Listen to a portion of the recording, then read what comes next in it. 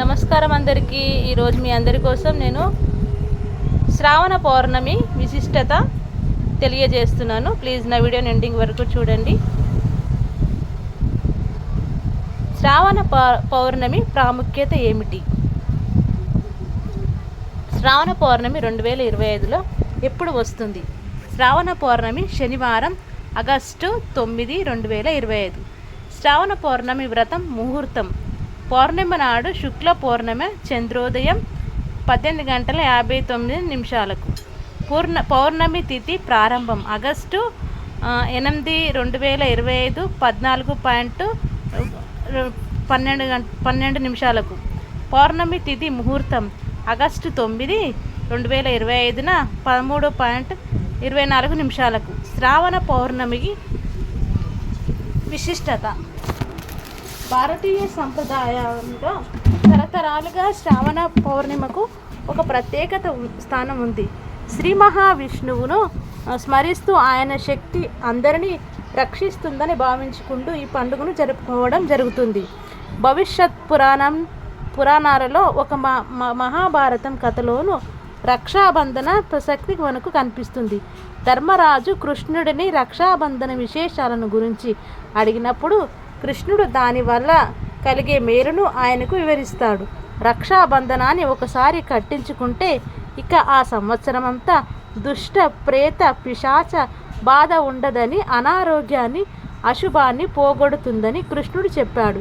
ఈ సందర్భంగా పూర్వం జరిగిన ఓ సంఘటన కూడా ఆయన వివరించాడు. పూర్వకాలంలో దేవతలకు రాక్షసులకు విపరీతంగా యుద్ధం జరుగుతుండేది. ఆ యుద్ధంలో రాక్షసుల ధాటికి దేవతలు తట్టుకోలేక బాధపడుతుండేవారు. ఈ పరిస్థితిని చూసి ఎలాగైనా దేవేంద్రుడికి విజయం కలగాలని ఇంద్రుడి భార్య శచీదేవి అతడిని రక్ష కట్టింది. ఆ తర్వాత యుద్ధానికి వెళ్ళిన ఇంద్రుడు రాక్షసులను చీల్చి చెండాడాడు. రక్షాబంధనానికి అంత గొప్ప శక్తి ఉంది. ఈ రక్షాబంధనం సందర్భంలో చదివే శ్లోకం ఇప్పుడు విందాం. యాన బుద్బద్ధో బలిరాజా దానవేంద్రో మహాబలః తనత్వేమాభిబంధామి రక్షేమాచల. దీనిలో రక్షాబంధనం అంటే సాక్షాత్తు శ్రీ మహావిష్ణువు శక్తేనని తెలియజెప్పే భావం ఇమిడి ఉంది. దేవేంద్రుడు శచీదేవి వృత్తాంతం ఇలా ప్రాచీనంగా ఉంది. కథలో వినిపించేస్తుంటే చరిత్ర గతిలో మొగలాయి చక్రవర్తులు ఏలుబడిలో ఈ రక్షాబంధనానికి మరికొంత కొత్త విశిష్టత సమకూరింది. రాఖీ కట్టే ఆచారం తమ స్త్రీల రక్షణ కోసం రాజపుత్రులు చేసిన ఏర్పాటని పండితులు పేర్కొంటున్నారు. చిత్తూరు మహారాణి కర్ణావతి గుజరాత్ నవాబైన బహదూర్ షా తమ కోటను ముట్టడించబోతున్నప్పుడు తన రక్షించమని ఢిల్లీ చక్రవర్తిగా ఉన్న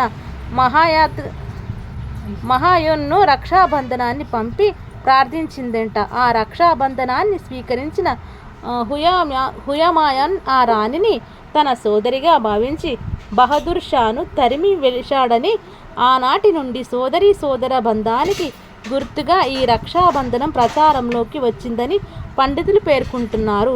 మహారాష్ట్ర, కర్ణాటక రాష్ట్రాలలో శ్రావణ పౌర్ణమిను నార్నీ పౌర్ణిమ అని అంటారు. ఈ రోజున ప్రజలు సముద్రపు ఒడ్డుకు వెళ్ళి పూజలు చేసి నారీకేలాలను అనగా కొబ్బరికాయలు కొడతారు. అందుకే ఇది నారీకేల పూర్ణిమగా నార్ల పూర్ణిమ వ్యవహారంలోకి వచ్చింది. పాల్కురికి సోమనాథ కవి తన పండితారాధ్య చరిత్రలో ఈ పండుగను నూలి పున్నమి అని కూడా అంటారు. నూలు అంటే యజ్ఞోపవీతం అని అర్థం. శ్రావణ పౌర్ణమి నాడు నూతన యజ్ఞోపవీతాలను ధరించే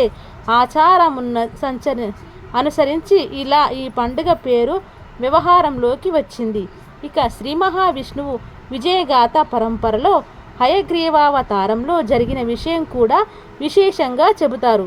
పూర్వం ఓసారి హయగ్రీవుడు అనే ఓ రాక్షసుడు దేవిని గురించి తీవ్రంగా తపస్సు చేశాడు. ఆ తపస్సుకు మెచ్చిన దేవి వరం కోరుకోమన్నప్పుడు తనకు మరణం లేకుండా చూడమన్నాడు. అయితే అది ఆమె సాధ్యపడదని చెప్పినప్పుడు హయగ్రీవం గుర్రపు తల ఉన్నవాడి చేతిలో మాత్రమే తనకు మరణం వచ్చేలా అనుగ్రహించమన్నాడు. ఆమె ఆ రాక్షసుడిని అనుగ్రహించి అంతర్ధానమైంది. ఆ వరంతో ఆ రాక్షసుడు దేవతలను ముప్పతిప్పలు పెడుతుండేవాడు. విష్ణుమూర్తి ఆ రాక్షసుడి యుద్ధంలో నిరంతరం ఎదురిస్తున్న ఫలితం లేకపోయింది. చివరికి శివుడు ఓ ఉపాయాన్ని పన్నాడు. శ్రీ మహావిష్ణువు ధనుస్సుకు బాణాన్ని సంధించి ఉంచి విపరీతమైన అలసట కలిగి అగ్రభాగాన వాలి నిద్రపోయాడు. ఆయన నిద్ర లేపటానికి దేవతలెవరికీ ధైర్యం చాలలేదు.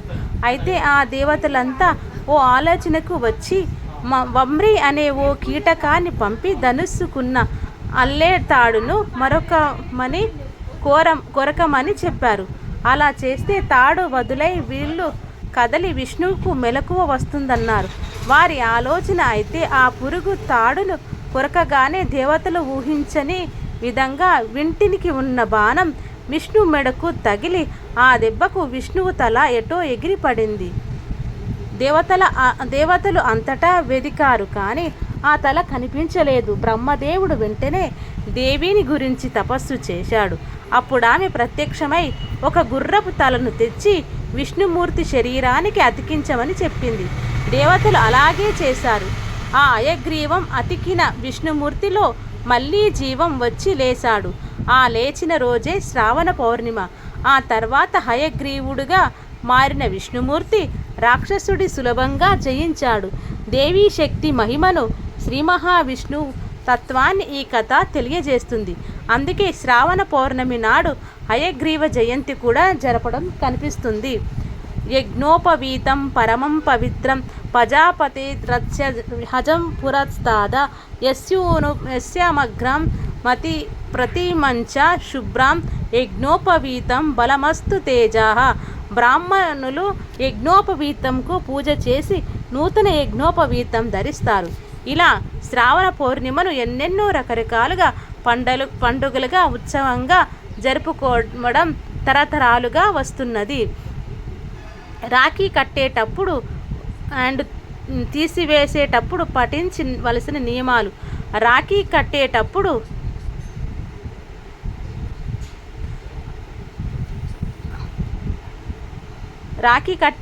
పాటించవలసిన నియమాలేంటో ఇప్పుడు తెలుసుకుందాం.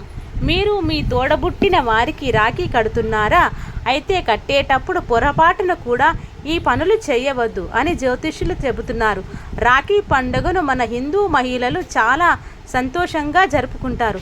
తమ యొక్క సోదరుడు ఎంత దూరంలో ఉన్నా కూడా ఈ రోజున మాత్రం వారి దగ్గరకు వెళ్ళి మరీ రాఖీ కడతారు. సోదరులు కూడా తమ అక్క చెల్లెళ్ళ పట్ల చాలా ప్రేమను చూపిస్తారు. వారి కష్టాల్లో తోడుగా ఉంటారని రాఖీ పౌర్ణిమ గురించి చాలామందికి అనేక ప్రశ్నలు తరచుగా సతమతానికి గురి చేస్తుంటాయి. ఆ ప్రశ్నలు: రాఖీని ఏ దిశలో కూర్చుని కట్టాలి, రాఖీని ఎంతకాలం చేతికి ఉంచుకోవాలి, రాఖీ ఎప్పుడు తీయాలి, మరియు రాఖీ పాడైపోతే ఏం చేయాలి? ఈ ప్రశ్నలకు సమాధానం ఇవ్వడానికి మన భారతీయ హిందూ పండితులు చక్కగా వివరణ ఇచ్చారు. రక్షాబంధనం ఆచారాన్ని ఎలా నిర్వర్తించాలి? రాఖీ కట్టేటప్పుడు సోదరుడు తూర్పు ముఖంగా కూర్చోవాలి అని పండితులు వివరించారు. రాఖీ కడుతున్న సోదరి పరమడ లేదా ఉత్తర ముఖంగా ఉండాలి. మన హిందూ మతంలో ఏమైనా శుభకార్యం చేసే ముందు ఆ రోజున దిశ మరియు శుభ సమయం చూస్తారు. రాఖీ పున్నమి నాడు రాఖీ కట్టేటప్పుడు సోదరుడి యొక్క ముఖం తూర్పు దిశలో ఉండాలి. అలాగే రాఖీ కట్టే సోదరి పడమర లేదా ఉత్తరం దిశలో ఉండాలి. అప్పుడు ఎవరికీ దక్షిణం వైపు ఎదురుగా ఉండకూడదు. ఇది అశుభమైనదని పరిగణింపబడుతుంది పండితులు చెబుతున్నారు. రాఖీ కట్టిన తర్వాత కొన్ని రోజులు సోదరుడు ఆ రాఖీని చేతికి పెట్టుకోవాలి. అలా అని ఎక్కువ రోజులు ఉంచుకోకూడదు. రాఖీని ఎక్కువ రోజులు ఆ రాఖీని చేతికి ఉంచుకుంటే ఆ పవిత్రతం అవుతుంది అంటున్నారు. అలా చేతికి రాఖీని ఉంచుకుంటే సోదరుడిపై ప్రతికూల ప్రభావం చూపుతుంది. చాలా రోజులు రాఖీని చేతిలో పెట్టుకోకూడదనుకుంటే కృష్ణ జన్మాష్టమి రోజు రాఖీని తొలగించుకోవచ్చు. లేదా రాఖీని ఎప్పుడూ ఒక పవిత్రమైన రోజు మాత్రమే చేతి నుండి తీసివేయాలి. రాఖీని సోదరుడు చేతికి చాలా రోజులు కట్టుకోవడం వల్ల అది విరిగిపోతుంది. అలా విరిగిన రాఖీని చేతి మణికట్టు మీద ఉంచకూడదు. అలా ఉంచుకోవడం అశుభంగా భావిస్తారు. ప్రవహించే నీటిలో ఆ రాఖీని వేయాలి. విరిగిన వస్తువులు మీ ఇంట్లో లేదా మీ చుట్టుపక్కల ఉండటం వలన మీ ఇంట్లోకి ప్రతికూల శక్తులు వస్తాయి. చాలామంది రాఖీని విరిచి అక్కడక్కడ వేస్తారు. అలా అస్సలు చేయకూడదు. ఆ రాఖీని ఎరుపు రంగు గుడ్డలో చుట్టి మీరు పూజ చేసే పవిత్ర స్థలంలో కూడా ఉంచాలి. రాఖీ పండుగ రోజు భద్రకాలం పొరపాటున కూడా ఈ సమయంలో రాఖీ కట్టకండి.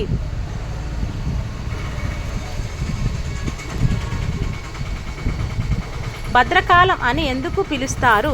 అసలు ఈ సమయంలో రాఖీ కడితే ఏమవుతుంది? శూర్పణఖ భద్రకాలంలో ఆ రావణాసురునికి రాఖీ కట్టింది. రావణాసురుని సామ్రాజ్యం మొత్తం అంతం కావడానికి కూడా ఈ భద్రకాలమే కారణమని చెబుతారు. ఈ భద్రకాలంలో శూర్పణఖ తన యొక్క సోదరుడైన లంకేశ్వరుడు కూడా రాఖీ కట్టింది. ఆ తర్వాతనే ఆ రావణాసురుని లంక చెడు దశ ప్రారంభమైంది. ఆ రావణాసురునికి దురదృష్టం మొదలైందని చెబుతుంది. అలాగే శ్రావణ పౌర్ణిమ రోజున ఉదయం రాఖీ పండుగను జరుపుకుంటున్నారు. ఈ రోజున బ్రాహ్మణులు మరియు వైశ్యులు తమ పాత జంధ్యము మార్చుకుంటారు. శ్రావణ పౌర్ణిమ సందర్భంగా కొత్త జంధ్యం ధరిస్తారు. ఈ జంధ్యం ఉదయాన్నే మార్చుకుంటారు. మరిన్ని వివరాలు తెలుసుకుందాం ఇప్పుడు. ఇదన్నమాట మన రాఖీ పౌర్ణిమ అండ్ శ్రావణ మాస పౌర్ణిమ విశిష్టత. మీకు ఎలా ఉందో నాకు తెలిసినంత వరకు మన హిందీ పురాణాల్లో ఉన్న కొన్ని కథలను మీకు ఈరోజు నేను తెలియజేసుకున్నాను. మీకు గనక నా వీడియో నచ్చినట్టయితే లైక్ చేయండి, షేర్ చేయండి, కామెంట్ చేయడం మాత్రం మర్చిపోకండి. ఇలాంటి మంచి మంచి టాపిక్స్తో ఎప్పుడు మీ ముందుకు వస్తూ ఉంటాను. వీటిలో మీ Vijayalakshmi. Thank you so much. But subscribe చేయడం మాత్రం మర్చిపోకండి.